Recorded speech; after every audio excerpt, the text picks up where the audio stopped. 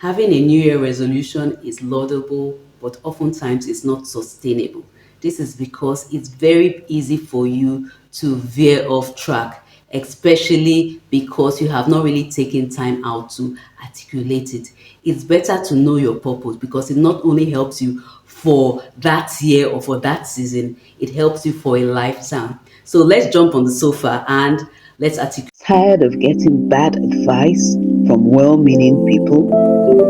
Want to get to the root of that pressing challenge?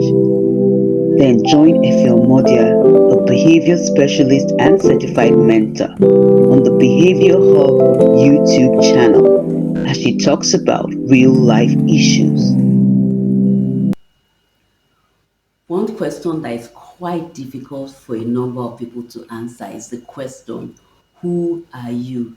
It's very easy to talk about a celebrity or one important influencer or the other, but very few people are ready or are willing or can answer the question, who am I? Yes, and that is one of the things you have to answer in order for you to discover your purpose. So I'll be going through my notes as we go along.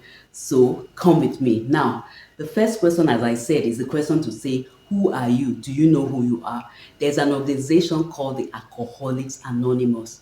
For you to be accepted into the program, you have to be able to say, your present state, like I am an alcoholic. Yes, you have to be able to get to that point to be able to say I am an alcoholic, to identify your need, to identify that challenge as a way to get help.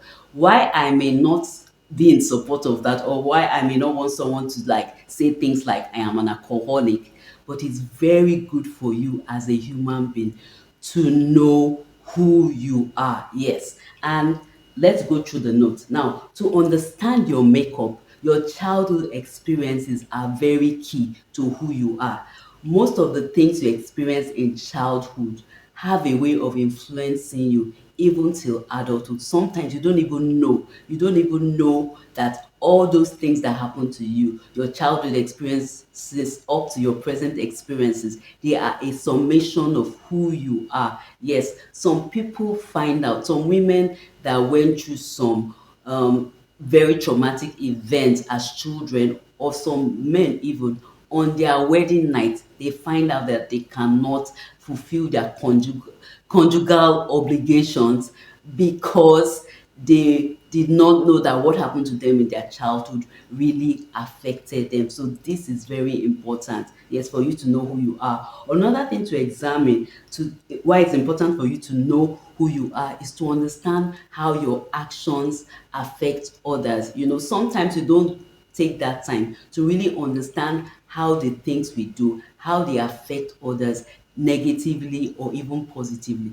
We don't take that time to articulate, and it could be a problem. It could lead to problem in your relationships, your official and personal relationships, if you've not taken time to really understand how your actions affect others. And also it leads us to the next one, how the affection how the actions of others affect you. Yes, the same way your actions affect others is the same way how they treat you affects you. And if you don't know that, if you've not been able to track it, it may be difficult for you to move ahead. You have to understand how the actions of people affect you so that you know the triggers to avoid, the situations to avoid, the situations to encourage, the situations to strengthen, and the situations to just get rid of in your life.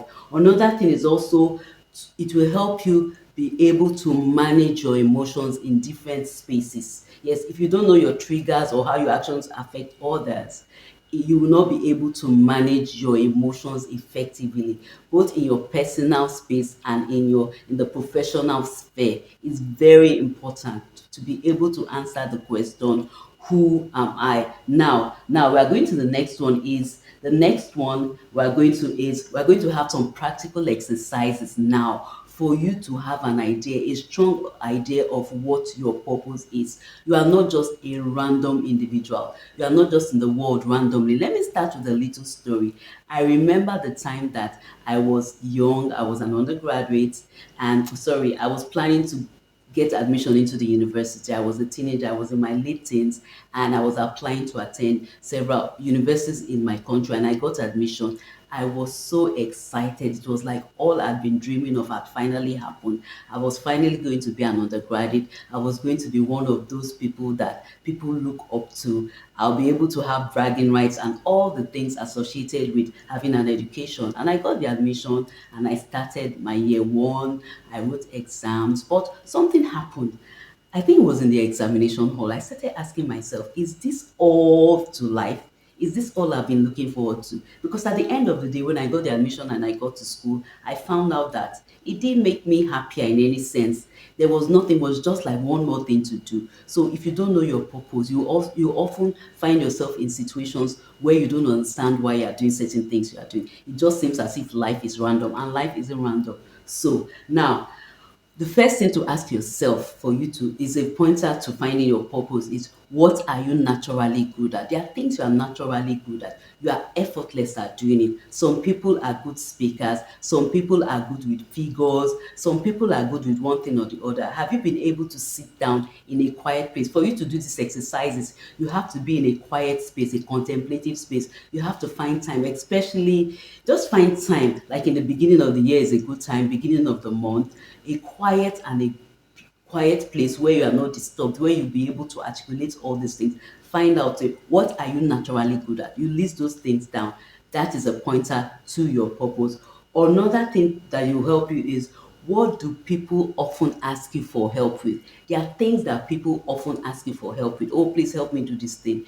And you wonder, this thing is so easy. Why is it that they're asking me? Well, it's because there's a gift you have inside that makes you do those things effortlessly, or sometimes it's as a result of something you've been doing over and over again. If you've been taking an action over and over again and you think it's okay or it's normal, you find out that to other people that is exceptional. Another way to know is, what skills have you developed over the years? There are skills you develop over the years. Sometimes it could be just something random, like looking after your younger ones as a young person. Maybe you are the firstborn. Your parents will leave you at home sometimes to look after your younger ones, and you feel it's not a skill, because the skills I'm talking about is not. It may not always be something as big as being a web designer or being a programmer or something.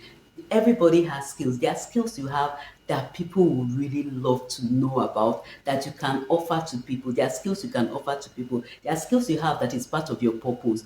And sometimes your purpose, the things you do, are an indication of the things you are supposed to do, the things that find you in your environment, even the things you do regularly. Why were you the one that was supposed to look after your younger ones? Maybe there's something there that will help you key into the future, that will help you to do something. Maybe you could now go further into looking after children. You could have a daycare, or you could be a child psychologist. There are things that you did in the past or that you're presently doing. There are skills you are good at. That is a pointer to your purpose. So now it leads us to, what keeps you up at night as a human being. There are things that you see, there are things that make you uncomfortable, there are things that you want to address, there are problems you want to solve, and you find out that other people are not so big into it, other people don't notice it. You could say things like, imagine what's happening here and there, and the person is like, I've never noticed. That is because it's not part of their calling, it's not their purpose. So what keeps you up at night? Sometimes it's so bad that you find yourself in social media or wherever. There was a time that I'll be on social media and I'll be complaining about one thing or the other. And I just felt it was random. But I later realized that because it was part of my calling, those things made me passionate. But now I've learned how to channel that thing. Instead of constantly complaining, I've learned how to channel those things to be more beneficial to not only myself but to others. Because sometimes when you have a purpose, you can channel it in the wrong way, and it will now be as if your purpose will now be a negative thing for you and for others. So there's a way to channel your purpose. It's not just knowing your purpose. There's a way you are meant to channel your purpose. Now let's see the next one. The next one, Okay, it's also related. What in the society makes you upset or uncomfortable? Yes, what keeps you up at night is also what makes you uncomfortable. It's something that you feel passionate about, something you feel as if you are called to do. You feel you must address, you must do something, and it's not a bad thing because there's a purpose you're on earth. If you go through all these exercises, you've been able to articulate your purpose. Then the next step is now, what are you going to do about it? Do you know that many people have a purpose and they do nothing about it? Or they feel they are not equipped. I'm not equipped to do something. Somebody like Moses, for example, he felt like he wasn't equipped to do something, but he was meant to lead at least 100,000 people out of bondage. One man that felt he had nothing, he had what it took to lead at least 100,000 people, men, women, and children, out of a situation of bondage to another situation. So there's something you have. Don't take it for granted. Don't feel that, oh, I'm not good enough, or I don't have what it takes. There's something you should, once you have that thing, you believe in it, you start it. The next thing is now to articulate your vision. Do you feel that you are called to do something?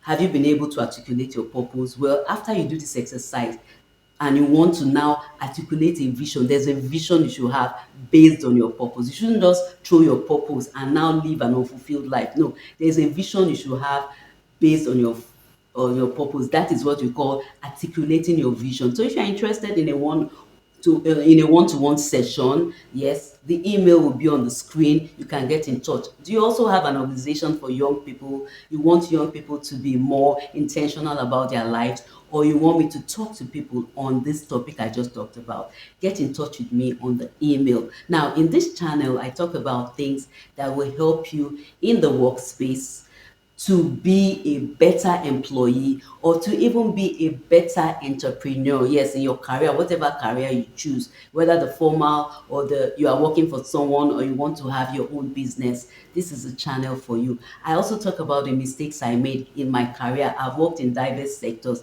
that will help you so that you don't make the same mistakes that I have made. So till I see you in the next video, where I'll talk about something equally useful, just remember that you are blessed and you're special.